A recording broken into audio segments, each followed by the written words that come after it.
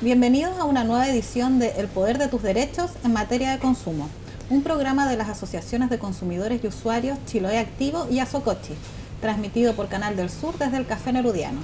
Mi nombre es Scarlett Barra y en este programa la información sobre tus derechos y deberes como consumidor serán el tema principal. El acceso al agua potable es un derecho social y una necesidad básica para los seres humanos. En un país donde este servicio es privatizado, se hace indispensable la regulación y fiscalización. Por eso hoy estamos con Juan Ancapán, director regional de la Superintendencia de Servicios Sanitarios. Hola Juan, gracias por estar en El Poder de tus Derechos. Buenos días. Y nuestra panelista Diana Alarcón, presidenta de Chiloé Activo. Muy buenos días. Para comenzar con la entrevista queremos saber, Juan, ¿cuáles son las funciones de la Superintendencia de Servicios Sanitarios? Nuestra entidad es un servicio público que tiene presencia en todas las regiones del país, desde el año 2008 que se crearon todas las oficinas regionales.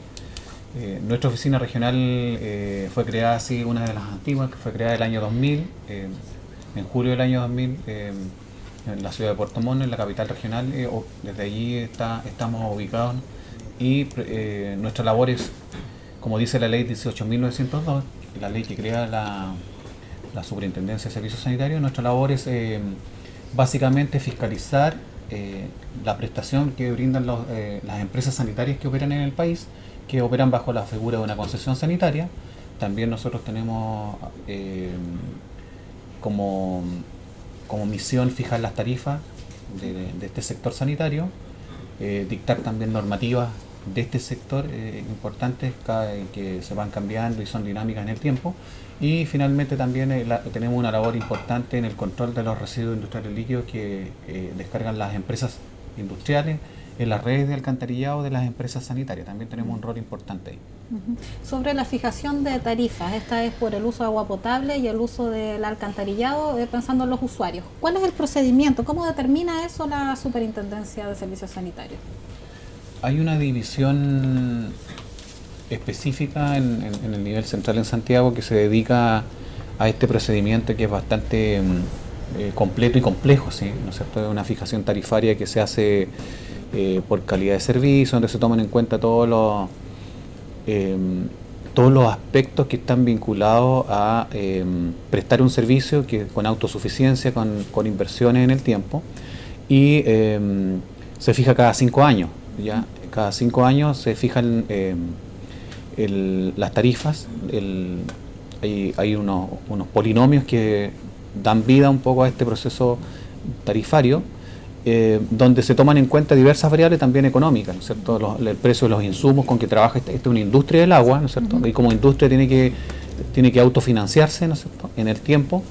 Y además como contrapartida, tiene que brindar una calidad de servicio permanente que no puede fallar. Entonces, en ese sentido, cuando se hacen los cálculos tarifarios, hay un objetivo que es bastante trascendental, que es asegurar una calidad de servicio permanente, tanto en agua potable como en alcantarillado y tratamiento de agua servida a todos los clientes, de tal manera que hay una continuidad de servicio que se cuida mucho.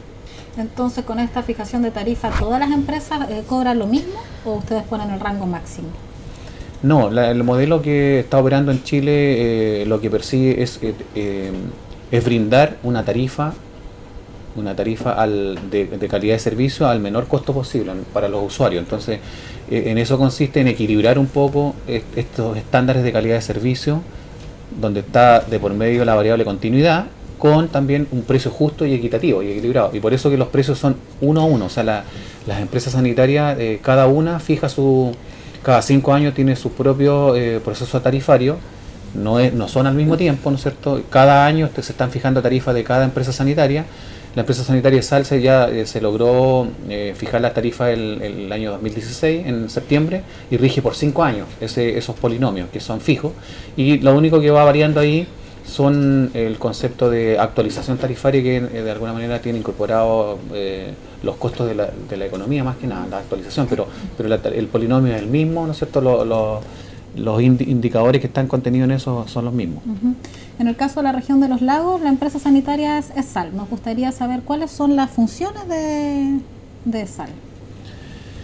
En el caso de la empresa Sanitaria Sal, ¿no es cierto?, tiene muchas funciones. Hay que señalar previamente así que no es la única empresa ya, ahora hay dos empresas más adicionales. Sal es la más grande, por cierto, y la más importante en términos de cantidad de clientes, pero también hay unas empresas que llegaron a la región de los lagos. Específicamente hay una que está operando ya en Puerto Montt, en el sector La Vara, que se llama Agua San Pedro. Tiene un barrio completo ahí en Parque Los Conquistadores, que se llama, que ya es concesión sanitaria, más un sector pequeño, una población de Alerce. Y después acaba de llegar también la empresa sanitaria San Isidro, también que va a operar en el sector Vanitado, en el sector alto de Puerto Montt. Pero, por supuesto, la empresa sanitaria que ha estado siempre acá en la región de los lagos y que tiene la hegemonía en términos de cliente, cantidad de clientes, es la empresa sanitaria Sal. Y ahí ya nos abocamos desde hace años, ¿no es cierto?, a controlar y revisar que esté brindando un servicio acorde a los estándares. ¿Cuál es la función de Sal? ¿Con qué tiene que cumplir? La función de Sal, ¿no es cierto?, básicamente tiene dos aspectos. Unos aspectos comerciales, donde está, yo diría, inserto la calidad de atención de servicio a los clientes, que es una variable que ahora ha adquirido mucha relevancia, o sea, el cómo se atiende. Entonces ahí se incluye la facturación de la boleta, ¿no es cierto? Primero las lecturas de los medidores, después la emisión de la boleta, la entrega de la boleta en las propiedades, y finalmente en los aspectos de cobranza. Ya. Y ahí también está radicado la atención de los clientes, que tiene estándares específicos, tiene tiempos establecidos en la ley, ¿no es cierto? Son 10 días de plazo cuando un cliente hace un reclamo por escrito.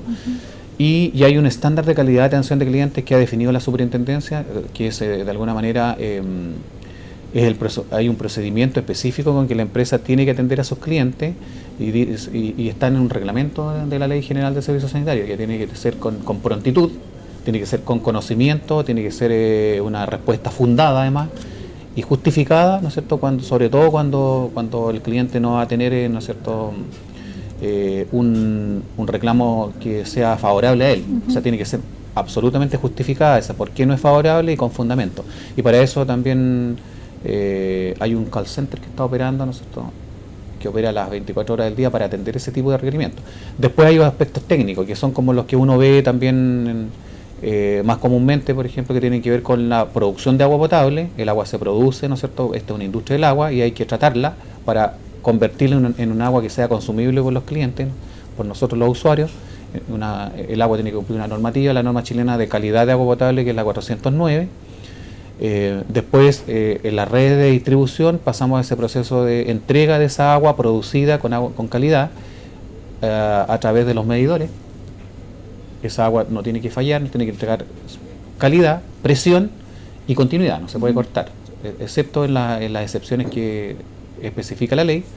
Y después esa agua que se consume en los hogares viaja, ¿no es cierto?, como agua servida, se convierte en agua servida, y esa agua servida hay que trasladarla a centros o plantas de tratamiento de agua servida. Y aquí en todas las ciudades, de las 19 ciudades donde atiende Sal en la región de los lagos, hay plantas de tratamiento de agua servida. Ya.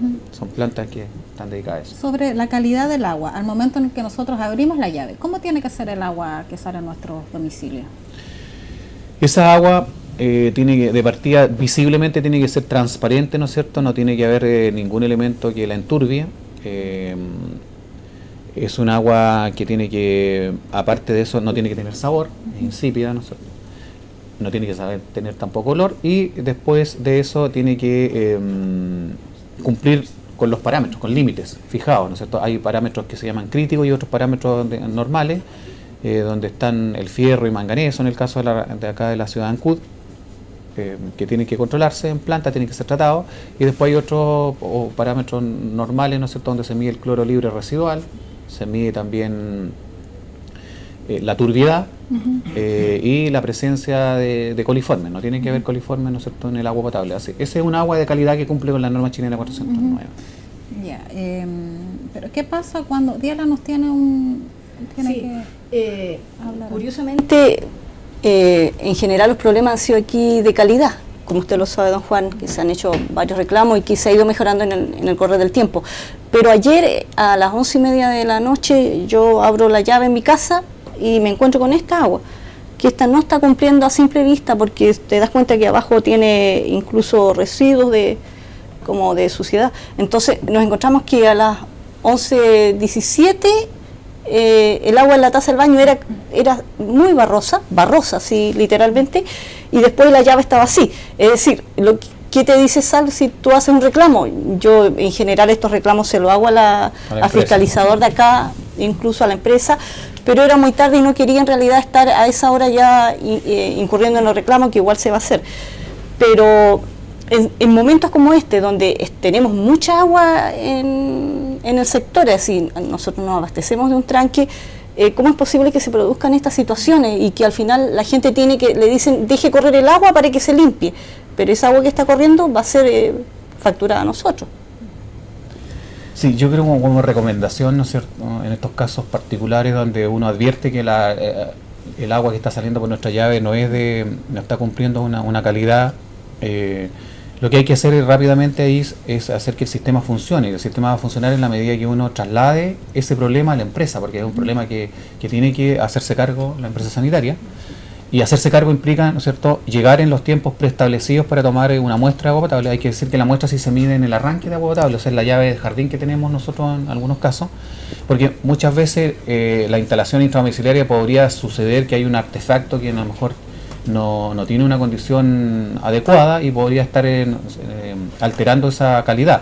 Por eso que la calidad se mide en los arranques y después lo que uno hace es tener un control de esa agua hacia el interior de las instalaciones sanitarias, pero lo que hay que hacer, la recomendación es que uno tiene que, indistintamente de que sean las 12 de la noche, la 1, es la empresa la que brinda el servicio y ella tiene un call center disponible para eso. Ahora, si el call center no está disponible en un horario donde se dijo que iba a estar disponible, estaría cometiendo una falta a la empresa. Hay que reclamar en la empresa por esa calidad y la empresa tiene que ir y tomar una muestra, sea la hora que sea. Es la recomendación número 1, entonces. Exacto. Uno de los deberes que tenemos como usuario, entonces, es hacer el reclamo en el momento oportuno. ¿Y cuál es la frecuencia de monitoreo del agua en la provincia o en las comunas que tiene la Superintendencia de Servicios Sanitarios? La responsabilidad siempre va a recaer de la calidad de servicio en la empresa sanitaria, y para ello hay un proceso de autocontrol que se llama. Es un procedimiento donde la propia empresa, así como hay, por ejemplo, cualquier empresa que vende un alimento tiene que autocontrolar qué está vendiendo, acá también un poco lo mismo. La empresa que tiene un protocolo de muestreo de la calidad del agua potable, que es donde tiene parámetros que tienen que ser medidos en forma diaria. Por ejemplo, el cloro se tiene que medir todos los días, el cloro libre residual, porque es el que garantiza de que cualquier elemento bacteriológico sea rápidamente, ¿no es cierto?, eliminado. También tiene que haber, semanalmente se mide la turbidez por sectores, o sea, aquí las ciudades en general todos los días se mide el cloro, pero no todos los días se miden otros parámetros que son más distanciados en el tiempo. Por ejemplo, una vez a la semana se mide turbidez, por ejemplo. Se divide la ciudad en sectores, y por esos sectores se tiene un programa de muestreo de parámetros ya. Y el programa de muestreo de parámetros incluye el cloro libre residual, la turbiedad, y también mensualmente se mide el fierro y manganeso en el caso de la ciudad de Ancud, porque son parámetros que están en la fuente en forma natural. Es un parámetro. Esos dos parámetros son definidos como críticos de acuerdo a la norma chilena 409 y tienen un protocolo de control y de muestreo, tanto en planta como en red, que se llama, bastante específico. ¿Esos resultados son los que están en la página web como resultados de calidad de agua potable mensual? Exactamente. Sí. Ahora, hay un tema con el autocontrol, porque el autocontrol es mensual, o sea, uno podría tener en un día determinado, podría tener un agua, como se mostró acá, un agua que aparentemente no cumple, pero dentro de la contabilización de los 30 días del mes, lo que hace la norma dice que genera incumplimiento o no cumplimiento, ¿no es cierto? O sea, y la norma define cuándo se está incumpliendo con los parámetros o cuándo la empresa está excedida. No es lo mismo estar excedido en algún parámetro, por ejemplo, en un día determinado, en una hora determinada, que estar incumpliendo la norma. Claro, habla de crítico y no crítico. Eso como para que lo entienda una persona que se meta a la página web y quiere saber cómo es la calidad del servicio. Es que el parámetro crítico está definido en la norma, así es un aspecto técnico que básicamente tiene... los parámetros críticos son dos en el caso particular acá, son el fierro y manganeso, que siempre están juntos como elementos en la naturaleza son elementos que por la tabla periódica, los elementos químicos están compartiendo, ¿no es cierto?, están dentro de una familia específica, por su electrovalencia. Pero esos dos parámetros son definidos como críticos porque tienen ciertos límites establecidos en nuestra norma chilena y también por la Organización Mundial de la Salud, y se tienen que controlar con tratamiento físico-químico, por eso son críticos. Pero sin embargo cumple. ¿Cómo nos podemos enterar nosotros de los rangos como para saber cómo miden el que cumpla o no cumpla? Tiene límite, por ejemplo, tanto el fierro como el manganeso tiene límites máximos permitidos en el agua potable, ¿no es cierto? En el caso del fierro, ¿no es cierto?, es 0,3 y en el caso del manganeso 0,1 miligramos por litro. Entonces lo que se hace ahí, se toma una muestra y se lleva al laboratorio, y en el laboratorio se ve si efectivamente estamos acá en presencia de un número que puede estar dentro del rango o fuera del rango. ¿Tú, Diana, tenías algún dato? ¿Alguna vez hubo alguna multa? Sí, bueno, justamente fue por eso la multa hace varios años atrás, ¿no es cierto?, en hierro y manganeso, que estaba excedida la toma de muestra. Pero al parecer esto, en forma general, por lo que acaba de decir, está siendo revisado más minuciosamente, digamos. Las multas se activan por dos, yo diría, hay dos caminos. Ya. El primero es que la propia empresa, dentro de su autocontrol, esto cuando toma muestra de acuerdo a un programa, esos resultados se tienen que cargar a un sistema que tiene la superintendencia, informático, porque estos son números al final. Cada número, ¿no es cierto?, se va cargando y se evalúa mensualmente el cumplimiento de la normativa. ¿Ya? Y después ese es un camino que a través del autocontrol de la empresa uno detecte que efectivamente hay números que están excediendo la normativa en cierto porcentaje, y por lo tanto, de acuerdo a eso uno define efectivamente que la empresa está incumpliendo y se inicia un procedimiento de sanción. El otro camino es que nuestros propios controles, que se hacen aleatoriamente y que se han hecho en ANCUD por nuestros laboratorios licitados, ¿no es cierto?, también detecten lo mismo, que es en un mes calendario el conjunto de los parámetros, la mayor parte de los parámetros, más del 90% de los parámetros, estén incumpliendo. Y ahí también se inicia un procedimiento de sanción. Ahora, lo que sucede en la práctica, que alguien podría preguntar, ¿y cuál es válido? ¿Los resultados de la empresa o los resultados del laboratorio? Cuando hay esa coincidencia en que nuestros laboratorios anda tomando muestras en un mes completo, porque se hace mensual, y lo que se hace, se toman los resultados de la empresa de autocontrol, se suman a los resultados del laboratorio, y eso con eso se revisa si cumplió el porcentaje definido en la normativa mensual. Ya. Bueno, ahora los invito a ver cómo evalúa la comunidad el servicio de agua potable en ANCUD.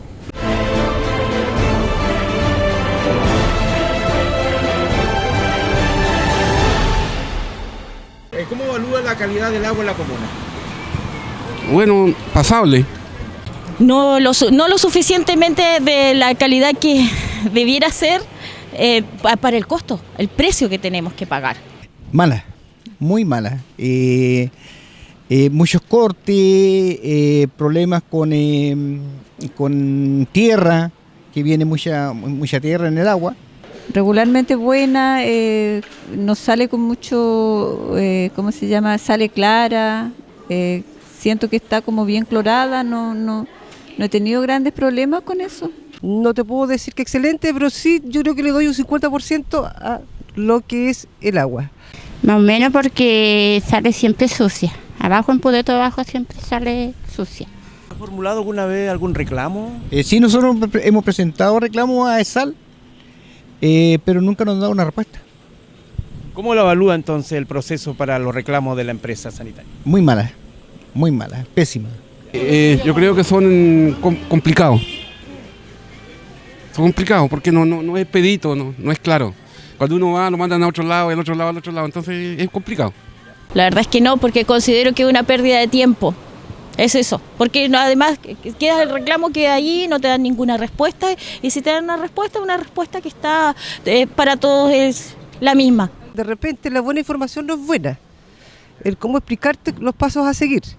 La gente también un poco como que confunde algunas cositas y de repente no entiende. Y la gente no tiene tan buena voluntad, estos trabajadores, como para que de repente te expliquen mejor la situación o los pasos a seguir. Más que nada por los cobros.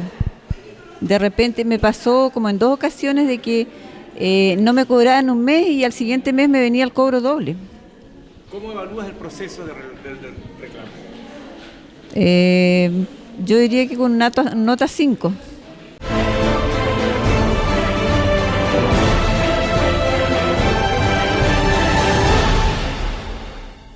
Bueno, escuchamos lo que opinan nuestros vecinos y también en base a los datos que tienen ustedes como Superintendencia de Servicios Sanitarios, nos gustaría saber cuáles son los reclamos más frecuentes que se reciben. En el tiempo hemos visto acá un cambio en la cantidad de reclamos, porque uno podría pensar que serían reclamos asociados al cobro en la boleta, pero aquí en la ciudad de Ancud básicamente lo que ha subido bastante son los reclamos de carácter técnico. ¿Eso qué implica, no es cierto?, que la gente está reclamando bastante por los cortes de agua potable, por la rotura de matrices, por una parte, ¿no? Por otro aspecto está reclamando bastante la gente también por el sistema de alcantarillado, el funcionamiento. Y cuando digo funcionamiento es aquello que es visible, ¿no es cierto?, cuando está obstruida la unión domiciliaria de mi casa y que es visible en la cámara de alcantarillado domiciliaria, o cuando se visualizan rebases de agua servida en la vía pública, ¿ya? Sobre todo cuando hay periodos de agua lluvia, ¿no es cierto? Y relacionado con eso mismo, con el funcionamiento del alcantarillado, también hemos recibido reclamos de malos olores que se perciben en las redes de alcantarillado. Y yo diría básicamente ahí se distribuyen, y un 10% son de consumo excesivo, lo cual, si uno lo compara con años anteriores que llegaba hasta el 40%, 50%, ha bajado eso. Lo cual significa que parece que se está controlando mejor y las familias están controlando mejor, ¿no es cierto?, los consumos de agua potable, están supervigilando la cuenta en sí, lo cual habla muy bien de la comunidad. Cuando pasan este tipo de cosas, de los reclamos por malos olores, ¿existen multas para el ESAL? ¿Qué pasa con ESAL en esos momentos?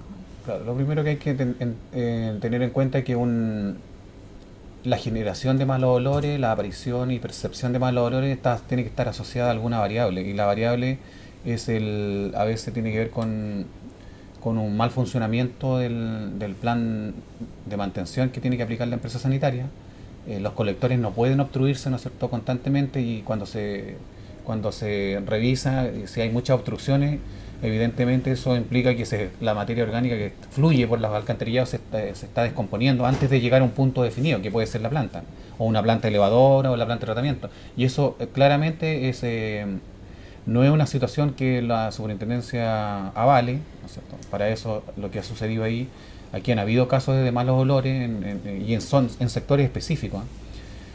A veces se dan por conducciones largas, que eso también es un tema. O sea, el agua se deposita en una planta de elevadora de agua potable y de ahí viaja, ¿no es cierto?, se transporta por bombas impulsoras hasta un cierto punto de la red, y a veces ese tramo es demasiado largo. Pasa mucho tiempo de residencia, que se llama, en que el agua está quieta ahí en una planta elevadora y después, para llegar a un punto, ¿no es cierto?, se revuelve, y llega descompuesto ya a un punto, y lo otro es que en el punto mismo queda mucho tiempo ahí obstruyéndose. Entonces lo que ha hecho la superintendencia hasta el momento es aplicar procedimientos más que de sanción, son procedimientos de fiscalización rigurosos, donde se da una instrucción, y en el caso de reiterarse el incumplimiento, ahí recién viene el inicio del procedimiento de sanción por esa variable, por malos olores. Diala, ¿tú tenías un dato que compartir con Sí, más que nada un detalle. Cuando se habla de sobreconsumo, está asociándose que la familia hace un sobreconsumo, y en general los sobreconsumos que existieron, me acuerdo que fueron muy notorios porque eran cifras muy elevadas, no es que la persona haya tenido un consumo excesivo de agua, porque en general la persona tiene un consumo regular y de pronto aparecían estos cobros como muy abultados. Y tenían otras explicaciones de pronto que no eran aducibles a un consumo realmente que la persona haya producido. Yo me acuerdo de una señora que tuvo un consumo de 300.000 pesos en un momento determinado, que era como absurdo cómo podía haber consumido tanta agua. Y estaba asociado justamente a una situación que se produjo con un grifo que se había usado para apagar un incendio. Entonces, de pronto hay situaciones mecánicas que hacen que estos medidores que son más sensibles se muevan de manera más digamos, de otras maneras que producen que esa medición va a alterar, digamos, la medición de la casa. Y esto lo digo porque son palabras del superintendente de servicio sanitario de la zona de la quinta región hace varios años atrás, cuando se produjo estas situaciones en varias localidades. Entonces, no siempre está asociado a un sobreconsumo de la población. Quizá la población igual tiene que ser, digamos, cauta en el sentido de saber cuánta agua está usando y no tener fugas, porque las fugas en la práctica son las que producen el alza de los consumos. Una gota que puede ser en la práctica va sumando y va sumando en el consumo en la lectura final. Pero más que nada aclarar ese punto. Sí, como complemento a ese punto yo diría que hay dos factores importantes que se han dado acá en el tiempo. Los reclamos que hemos recibido este año son 200 reclamos acá en la oficina de ANCUD, donde el 10% son de consumo excesivo, pero el 95% de esos 10% son fallados por parte de la superintendencia a favor del cliente, lo cual significa que efectivamente hubo un error ahí, como dice la señora Tiela. Acá hubo un error cometido por la empresa y que fue acogido, la empresa acogió la instrucción dada de que refacture, reembolse ese cobro indebido. También hay otro aspecto importante de que como ya de alguna manera las instrucciones que se han impartido a la empresa sanitaria son bastante claras, yo diría que el resto de reclamos que no recibe la superintendencia están llegando a la empresa sanitaria y están siendo resueltos también favorablemente por este mismo aspecto, porque la mirada de la superintendencia es única. Y, por ejemplo, cuando hay cortes de agua potable, que es otra variable importante, incide efectivamente en forma negativa en el consumo del cliente porque se introduce aire en las cañerías. Y la empresa tiene un protocolo de revisión. Cada vez que un reclamo llega por consumo excesivo, la empresa tiene la obligación de revisar si en ese sector donde vive la cliente ha sucedido un corte en el mes en que está reclamando. Y si ha sucedido un corte, inmediatamente viene el descuento en forma automática. O sea, esas instrucciones ya están maduras en el tiempo. Antes, ¿no es cierto?, hace años atrás se dieron esas instrucciones, empezamos a caminar paso a paso y ahora ya es automático en la empresa. La empresa dice, tuvo un corte usted, ya inmediatamente ya acceda a ese descuento y entonces el reclamo se resuelve favorablemente. Entonces ya no hay un frente de conflicto que antes lo había, ¿no es cierto? Había una discusión permanente. En el caso del grifo abierto, ¿no es cierto?, que claramente incidía porque había aire que se introdujo cuando se manipula el grifo. Eso ahora ya no es tema para la empresa porque sabe que tiene que descontar. Bastante bueno porque se produjo ahí una mejoría bastante ostensible. Son parte de los derechos de los usuarios entonces que se han ganado en el tiempo. Exactamente.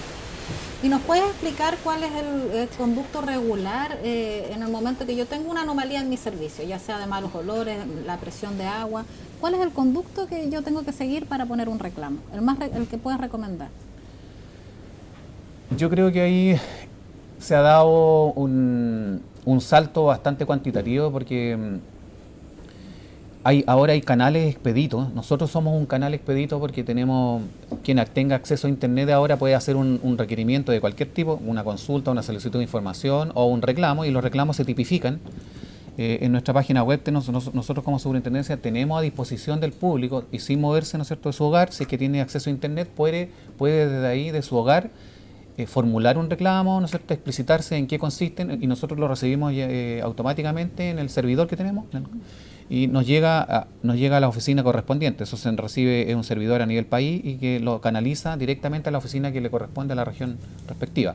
Entonces esa es una vía importante donde ya los clientes no tienen que ir presencialmente a acudir a la oficina de atención de clientes de nosotros. Y por otra parte, los call centers de la empresa sanitaria también tienen que estar disponibles a toda hora, ya los 365 días del año y las 24 horas del día.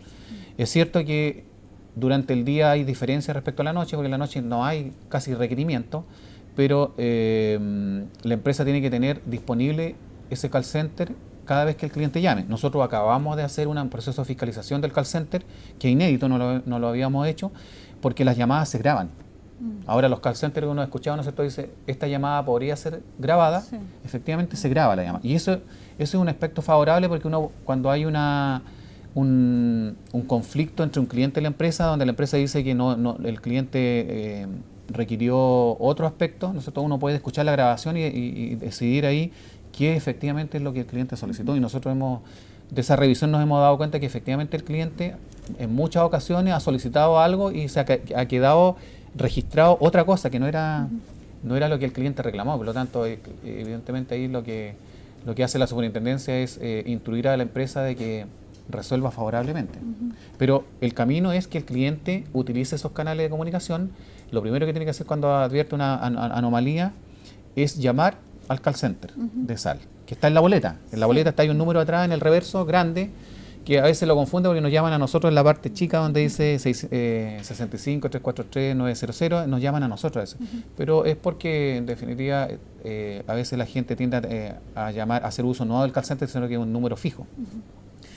Respecto al tiempo para solucionar el problema, nos decías que son 10 horas dependiendo del problema, porque por ejemplo si a mí se me corta el agua, ¿en 10 horas me tienen que dar una respuesta?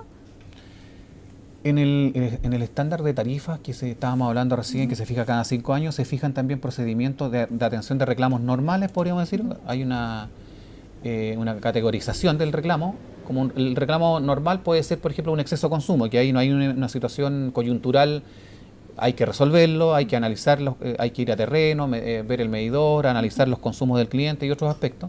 Pero hay otras variables, ¿no es cierto?, que tienen que ver con la prontitud. Y la prontitud la hemos definido nosotros como la emergencia. ¿Qué es lo que es una emergencia? Por ejemplo, una rotura de matriz, donde hay una discontinuidad de agua potable. ¿Qué hoy también es una emergencia? Un rebase de agua servida. ¿Qué es lo que es una emergencia también? Una situación relacionada con una baja presión que está incidiendo claramente en no poder usar el servicio en términos normales. Entonces, las emergencias tienen tiempos preestablecidos. Ya. Los tiempos son en horas. O sea, la empresa tiene... Cuando uno advierte que la calidad del agua potable, por ejemplo, es defectuosa, la empresa tiene un plazo de 2 horas para llegar al lugar y tomar una muestra y analizar el suceso. Y en el caso de 2 a 5 horas tiene ahí. Y también la misma de 2 a 5 horas para resolver y dejar una solución provisoria es cuando hay un rebase de agua servida. O sea, un cliente no puede pasar más allá de 5 horas en que no tenga al menos una solución provisoria, dice nuestro estándar de atención de emergencia. Ya. Y 2 días para solucionar definitivamente el problema. Solución definitiva significa que una intervención mayor, que tenga que reparar el arranque de agua potable si es que está filtrando, o en el caso del agua servida, si es que tenga que reparar la unión domiciliaria, el tubo que va desde la cámara hacia el colector público. Tiene 2 días para eso. Es cierto que hay imponderables que tienen que ver con la interacción con otros servicios. Por ejemplo, si en 2 días requiere abrir un pavimento, romper, tiene que pedir los permisos respectivos o a la municipalidad o al servio. ¿Ya? Eso va por otra corriente, ¿no es cierto?, por otro carril que hay que analizarlo también, porque a veces los permisos no son tan rápidos como en 2 días. Y uno podría exceder un poco el plazo ahí, pero el plazo que le sirve al cliente es de horas, 5 horas, digamos, como máximo. Respecto a eso de la rotura de pavimentos, ¿es común para nosotros ver que van a arreglar alguna anomalía y queda ahí el escombro o de repente queda el hoyo en la calle por más de un par de días? Lo hemos visto aquí en Ancud. ¿Qué se hace en esos casos? Lo primero que está normado es la prontitud con que se restituye el servicio. Eso ya tiene que ser en 5 horas. Lo que nosotros vemos también como fiscalización es la cantidad de roturas. O sea, no es normal que permanezca, o sea, que una reparación dure un mes y al mes siguiente se vuelva a romper, o a la semana siguiente se rompa en un lado aledaño al lugar donde se reparó. Y esa situación la tratamos de corregir de raíz, ordenando a la empresa de que reemplace la tubería que está en malas condiciones, que comúnmente las tuberías cuando fallan ya porque su vida útil ya llegó al término, ¿no es cierto?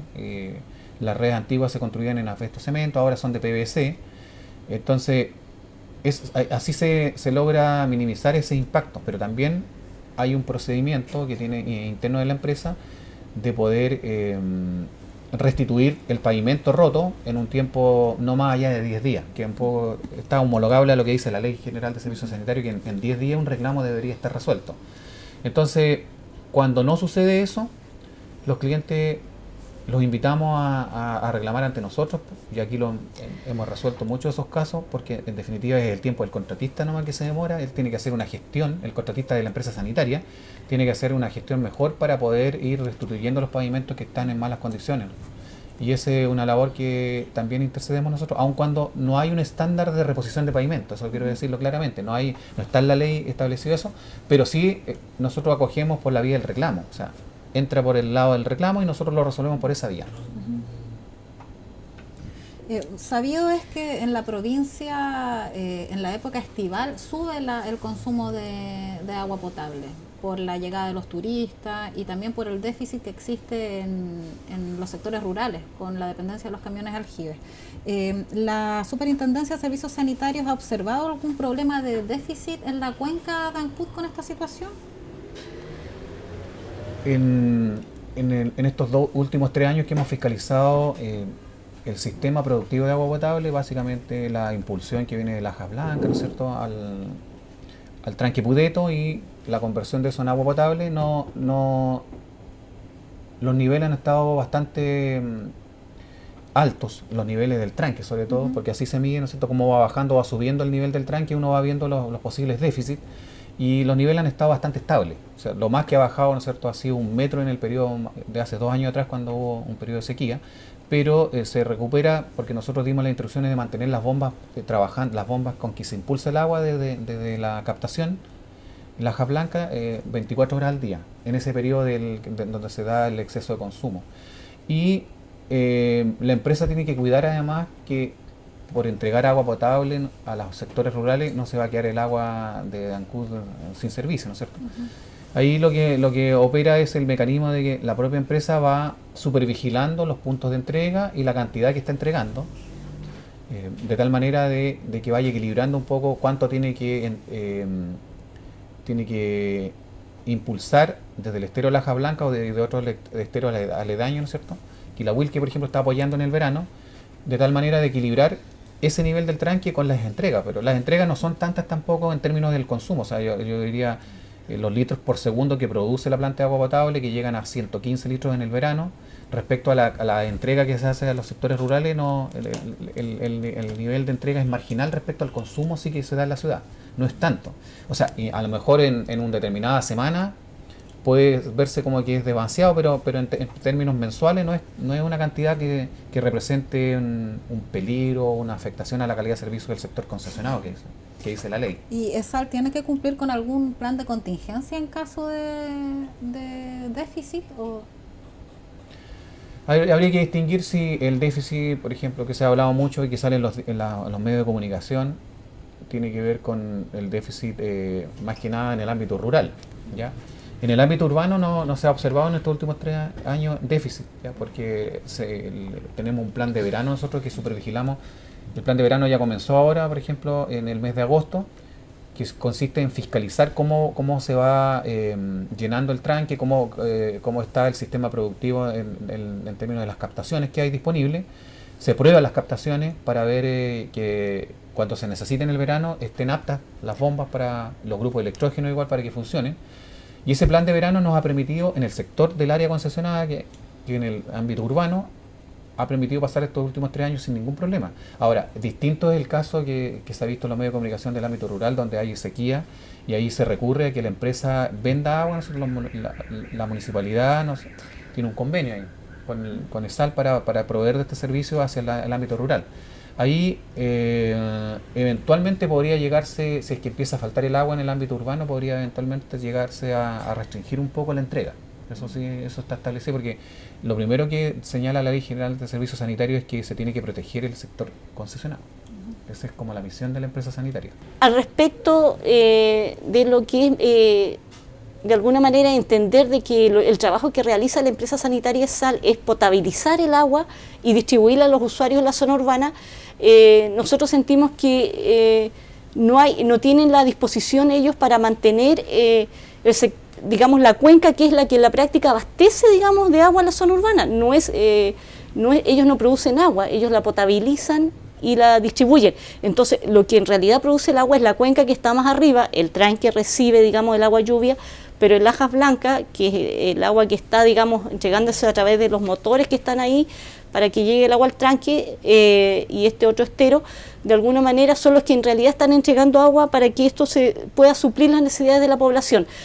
La empresa siempre se ha mostrado bastante poco empática, por decirlo de alguna manera, en hacer un trabajo, en mantener esta materia prima, que es en la práctica la que le está dando la rentabilidad que ellos tienen y que por ley sabemos que está asegurada ya. Yo diría que ahí sí hay temas que se avanzó en el pasado, como el manejo de cuencas, recuerdo, ¿no es cierto?, que se habló por un proyecto de Infor.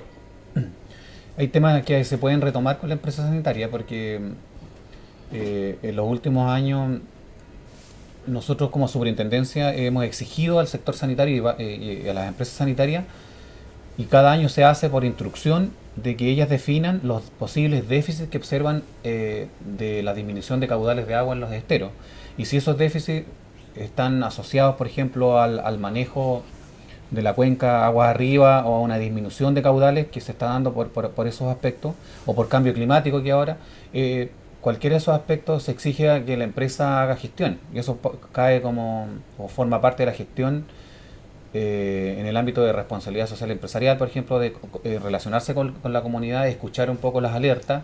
Para eso se hacen las instrucciones que se imparten todos los meses de febrero de cada año. Se le pregunta a la empresa: mire, quiero que usted estudie hidrológicamente cómo están los caudales de sus cuerpos de agua en las cuales se abastece, cómo están los derechos de agua, si efectivamente estos derechos, aun cuando los derechos están inscritos, cómo se comporta el caudal real, ha ido bajando, subiendo. Le pedimos a la empresa que haga gestiones, y eso cae, yo diría, en el ámbito del camino que tiene que tomar la empresa sanitaria cuando requiere asegurar la disponibilidad del recurso. Puede tomar varios caminos, y uno de los caminos es relacionarse con las comunidades de aguas arriba, ver cómo puede trabajar con las comunidades para poder asegurar ese recurso. Ahora, cuando hubo una crisis hídrica hace como 10 años atrás acá, de proporciones, recuerdo que también una de las alternativas que se planteó era desalinizar, ¿cierto? O sea, recurrir al agua de mar para captar agua cuando ya acá había un déficit de agua disponible en forma natural, porque aquí todas las captaciones que hay son de ríos que se abastecen de agua lluvia, básicamente, y cuando no hay agua lluvia se recurre a buscar sondaje, o sea, agua subterránea, que se encontró agua subterránea acá, pero no en la cantidad como para asegurar el suministro. Entonces, siempre se está viendo la alternativa tecnológica y se está exigiendo que la empresa vaya en forma visionaria y en forma anticipada, revisando su disponibilidad del recurso en términos hidrológicos. O sea, y ahí hay un canal abierto que quizá la comunidad puede explorar con la empresa sanitaria. Nosotros eso no lo podemos exigir, pero sí lo recomendamos a la propia empresa sanitaria que se relacione con la comunidad en estos aspectos. De alguna manera el Estado de Chile debería un poco avanzar en ese camino, pienso yo, porque en la práctica, ya que ha habido otros avances en el mantener, digamos, o asegurar un manejo integrado de las cuencas, y porque si la normativa no le está exigiendo, es decir, y ustedes son la entidad que fiscaliza, de alguna manera de ahí se tendría que ir como caminando a que eso sea parte de la normativa en la práctica, porque desalinizar, yo pienso que es como el remedio peor que la enfermedad en ese caso. El daño que se produce es aún mayor, siendo que existen las posibilidades de mejorar la cantidad y calidad con un manejo integrado de cuenca. Sí, seguro. Por cierto que es yo diría una herramienta que la empresa ahora tiene dentro de su área específica. Ha dicho que está estudiando ese tipo de circunstancias, de cómo el cambio climático ha ido afectando las cuencas, y hay áreas que están trabajando en poder definir cuáles son los cursos de acción respectivos. Y además que la propia superintendencia ha invitado al sector sanitario a repensar este sector en términos de crisis, digamos, con cambio climático de por medio. O sea, ya hay planes de emergencia y contingencia que se han establecido, protocolos que se están trabajando incluso con ONEMI cuando llegue, para evitar llegar a ese punto crítico. Planes se toman de alguna manera ejemplos que han sucedido en la zona norte, donde la crisis hídrica golpeó fuerte. Entonces, ese modelo, créame que ahora ya se está trabajando a nivel de ONEMI. Nosotros tenemos planes de emergencia que estamos trabajando con la empresa sanitaria y que han ido avanzando. De hecho, ahora incluso prontamente es probable que este año se hagan simulacros un poco también en ese aspecto. Y en la actualidad, ESSAL no tiene alguna acción de responsabilidad social empresarial. Eso, por lo que entiendo, es como obligación en el ámbito empresarial. Es un ámbito que lo están tomando las empresas. En este sector hay algunas empresas grandes que también han avanzado en ese aspecto. Yo diría que la empresa sanitaria también ha dado algunos pasos en ese aspecto, pero no es que esté obligado por la Ley General de Servicios Sanitarios, no hay obligación, sino que hay lo que hace la superintendencia cuando se hacen estudios de percepción de clientes, de cómo ven a la empresa sus clientes. Ahí hay nichos y que pueden ser cubiertos, ¿no es cierto? Mucha gente también opina que debiera relacionarse más con el público, y eso ha ido cambiando con el paso del tiempo, y esos estudios de percepción que hace la superintendencia de la opinión que tienen los clientes de la empresa sanitaria en particular. Nosotros sabemos que la empresa toma esas recomendaciones o esos deltas que está propiciando los clientes y los trabaja, o sea, pero no es obligación, son sugerencias que se hacen al sector sanitario por parte de las superintendencias. ¿Y uno como usuario puede hacer una sugerencia? Sí. Como de este tipo, y si se puede, ¿cómo hay que hacerla? Yo creo que hay que dirigirla a los canales superiores acá, por ejemplo, a nivel de supervisor. La empresa sanitaria tiene en cada sector, dividió, por ejemplo, la región de los lagos tiene tres sectores específicos. Tiene la zona de la provincia de Osorno, ¿no es cierto?, hacia el norte, la tiene dividida con un supervisor que toma todos estos temas y no solamente calidad de servicio, sino que también estos temas que pueden ser importantes para la comunidad. Aquí en la zona de Yanquihue también tiene, y en la zona Huillinco, que se llama acá, que es Chiloé y Palena, ¿no es cierto?, también tiene un coordinador en Castro que debería tomar estos temas y relevarlo a la plana ejecutiva de la empresa sanitaria, para que ella se haga cargo y repiense un poco lo que están exigiendo los clientes a futuro. Bueno, ahora nos gustaría ver una cuenta de eso. Claro. Y entender qué es lo que nos están cobrando, dónde se especifica los cargos fijos, el costo del... Sí, esta es una boleta representativa de SAL. Hay muchos aspectos acá. Pero vamos a partir por lo básico. En el costo fijo, que vemos que son 705 pesos, ¿qué estamos pagando con ese costo fijo? Claro, el cargo fijo acá, que aparece en las boletas, en este caso es 705 pesos, eso se cobra en toda la región de los lagos, es fijo para todas las localidades, ya, eso no cambia. Y en ese cargo fijo está establecido procedimientos básicamente administrativos que tiene que hacer mensualmente la empresa y que no cambian de ciudad. Por ejemplo, ¿cuáles son los procedimientos? Las lecturas de medidores se tienen que hacer en toda la ciudad y en todas las viviendas. La lectura de medidores, después el traspaso de esa lectura a una base de datos que tiene la empresa, ¿no es cierto?, para facturar, la emisión de la boleta, se imprime la boleta, por lo tanto también hay un costo asociado ahí, la entrega a las empresas contratistas para su reparto en el hogar, también hay un costo ahí de traslado, ¿no es cierto?, y ahí termina el ciclo de esa parte administrativa de emisión de lectura de boleta, emisión y entrega en la vivienda. Y después viene también el medidor, la mantención del medidor. También ahí hay unos pesos ahí que conforman estos 705 pesos establecida en la supervigilancia que tiene que hacer la empresa para cambiar un medidor, repararlo, ¿no es cierto?, cuando llegue ese momento, ya. Y esos son básicamente los procedimientos administrativos que están contenidos en esta... aquí no boleta. Está contenido las oficinas, ¿no? El tema administrativo. Sí, también hay un aspecto ahí que está... Claro, es decir, las oficinas que a nosotros no, digamos, donde se cancela el servicio y toda la funcionalidad que significa la empresa operando acá. La atención de clientes que se brinda, ¿no es cierto?, donde uno tiene una posibilidad de pagar o en caja o también ser atendido, está también aquí establecido en términos transversales. Y el concepto también. El concepto también, sí. ¿Y el metro cúbico? ¿Dónde podemos ver nosotros cuánto sale un metro cúbico en el domicilio? Los metros cúbicos, ¿no es cierto?, el cargo variable está establecido en la tarifa. En este caso, SAL informa el precio por metro cúbico de la tarifa, ¿no es cierto? Sí. Y eso también está en la página web. Ya, el metro cúbico de agua potable está en 552. El metro cúbico es un cargo variable. ¿Por qué es variable? Porque cada familia consume distinto. Cada hogar consume distinto dependiendo de los integrantes familiares. En este caso son 552 pesos para el caso de Ancud. El cargo variable de agua potable, el cargo de recolección de agua servida son 606 pesos por metro cúbico, todo esto por metro cúbico, y el cargo de tratamiento 256 pesos por metro cúbico. Esto después se traduce en que hay un cargo fijo más un consumo de agua potable que se multiplica. Este cargo variable se multiplica por los metros cúbicos que gaste cada familia, después da un valor, después el cargo y ese mismo valor se multiplica por el tratamiento de agua servida, y finalmente eso suma un ítem respectivo, ¿ya? Lo que uno recomienda como superintendencia es fijarse en el medidor. El medidor tiene una lectura que va avanzando todos los días, dependiendo del consumo, y después se acumula en el mes. Uno tiene, por ejemplo, esta boleta corresponde a la fecha de lectura del 3 de mayo al 1 de abril. Ahí se dio un mes calendario, y por lo tanto esta familia puede saber a ciencia cierta. Es una pregunta que nos hacen siempre como superintendencia: ¿cuándo pasan a tomar el estado del medidor?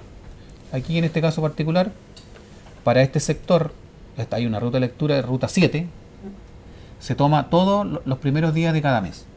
¿Ya? Y eso es la familia. Entonces, aquí hay una recomendación que nosotros hacemos como superintendencia, que cada primeros días de cada mes, esta familia tendría que estar viendo su medidor, para poder después, cuando recibe la boleta, compararlo, ¿ya? Y ahí uno puede advertir si hay algún error de lectura, que los hay también, porque muchas veces los propios clientes se dan cuenta cuando revisan su boleta y cuando ven el medidor que no coinciden, se pudiera ser ascendente. La persona que va a medir no avisa que está en el domicilio. ¿Eso es así? ¿Tiene que ser así? ¿O debería avisar, debería llamar a la casa y uno enterarse cuando te van a medir el...? No, lo que está establecido son el calendario hay un calendario de facturación donde hay una fecha fija, que el cliente la puede conocer. O sea, cada uno de nosotros responsablemente, así como tenemos derechos que exigirle a la empresa sanitaria, también tenemos deberes, y uno de los deberes es enterarse de cuándo es el calendario de lectura. El calendario es público y está publicado en la oficina de atención de clientes de cada localidad. Hay una oficina y donde está el calendario, de acuerdo a su ruta de lectura, uno puede saber exactamente cuándo va a pasar el próximo mes la lectura, pero no tiene que avisar. El lector es un sistema automático, anda con un capturador de datos, y cuando está la casa cerrada, muchas veces se toma con otros elementos también auxiliares, que le llamamos nosotros, que son los espejos, los famosos espejos. Pero la forma de controlar eso es cuando llega la boleta, es ver qué refleja el medidor también. Y el sobreconsumo en la época de verano, ¿cómo se calcula? Lo que pasa es que hay que definir un poco, más que nada aquí en la región de los lagos no hay el sobreconsumo que hay en otras regiones cuando uno viaja a Santiago o a las zonas del litoral costero, ¿no es cierto? Ahí hay una tarifa también de verano que se llama, que es una tarifa de sobreconsumo. Literalmente esa tarifa es distinta, es más alta en el verano, porque se tiende un poco a racionalizar el consumo de agua en esos lugares, por la falta, por la escasez, y porque también la población flotante aumenta mucho. Entonces se tiene que se diseñó un mecanismo de control a través de una tarifa mayor. Acá no existe. Acá es una tarifa plana, se paga en invierno y en verano lo mismo, el cargo variable por metro cúbico. Sí, lo que sucede es que el consumo aumenta de los clientes en el verano, y eso es como natural. Además, uno consume mucho más agua en el verano, aumentan las temperaturas, ¿no es cierto? Y por lo tanto los hábitos de consumo van siendo distintos. También llega mayor cantidad de habitantes a la ciudad, hay una población flotante por ser una comuna turística, llega mucha gente. Y eso puede aumentar en una familia, y no es algo extraño que por ejemplo, esta familia tiene 13 metros cúbicos ahora en este periodo, desde abril a mayo, y en el verano podría llegar a 20 metros cúbicos. ¿Cómo controlar este consumo? Nosotros está en la página web de nosotros, se puede bajar y revisar. Tenemos una herramienta bastante valiosa de cuál sería el consumo óptimo, ¿ya? Por ejemplo, para una familia de 3 habitantes no debiera superar los 15 metros cúbicos, eso está estudiado ya. Si uno ya consume más de 15 metros cúbicos, estaría haciendo un consumo excesivo, uno como familia, para una cantidad de 3 habitantes. Y así tenemos tablas que están entregadas como tips orientativos a los vecinos y a los clientes, para que vayan ellos viendo cómo pueden controlar. Y el control se ejerce en el hogar, por dentro. Claro. ¿Dónde se ve cuántos metros cúbicos se consumieron. Ahí. Ahí está, sí. Al medio dice metros cúbicos, 13 metros cúbicos. ¿Y cómo se miden? Como la diferencia de dice lectura del mes anterior, 1 de abril, 871 metros cúbicos. Eso es lo que registra el medidor. Lectura el 3 de mayo, 884. Diferencia, 13 metros cúbicos, eso es lo que se factura. Y tiene una fecha de vencimiento igual, que de acuerdo a un calendario. Y hay varias herramientas de control en definitiva. Una es, si uno quiere saber cuánto debería gastar una familia de tantos integrantes, estándar, 3 integrantes, 4 integrantes, 5 integrantes, tenemos tablas estandarizadas de los consumos racionales, ¿no es cierto?, consumos óptimos que le llamamos. Si uno ve que está fuera de ese rango del consumo óptimo, también en esta guía que tiene a disposición para el público la superintendencia, se ve cómo poder manejar dentro del hogar los artefactos sanitarios y se ve cuáles son los que consumen más. ¿Ya? Las duchas consumen cualquier cantidad, los lavados con lavadora automática también consumen mucha agua. Entonces ahí hay una invitación también a tener hábitos de consumo que sean más estrictos para poder bajar esta. La única forma de bajar una cuenta es que uno también se restrinja en el gasto de los metros cúbicos que nos están facturando. O lo haga más eficiente. O lo haga más eficiente. También hay buen punto eso, porque ya están existiendo en el mercado algunas llaves que racionalizan de acuerdo a la presión. Uno las puede instalar, las duchas igual tienen elementos que racionalizan el consumo de agua, lo minimizan, y uno puede estar los mismos 5 minutos pero con menor cantidad de agua a cuando tiene un artefacto normal, nomás tradicional. Esto es como las ampolletas, igual que uno tiene también va creciendo, llega nueva tecnología. Esta información que nos señalabas entonces se puede encontrar en la página. En la página web de la CIS, www.siss.gov.cl. Ahí están unas fichas temáticas que se llama de consumo responsable, ahí la bajan, están en PDF, se pueden estudiar, ¿no es cierto?, imprimir, y uno puede ver exactamente cuáles son las medidas que está propiciando la superintendencia para que un cliente controle su cuenta y la optimice. Ya, Juan, agradecemos el que nos hayas acompañado hoy día en El Poder de tus Derechos. Diela, gracias también por acompañarnos y a ustedes los invito a una próxima edición de El Poder de tus Derechos en materia de consumo.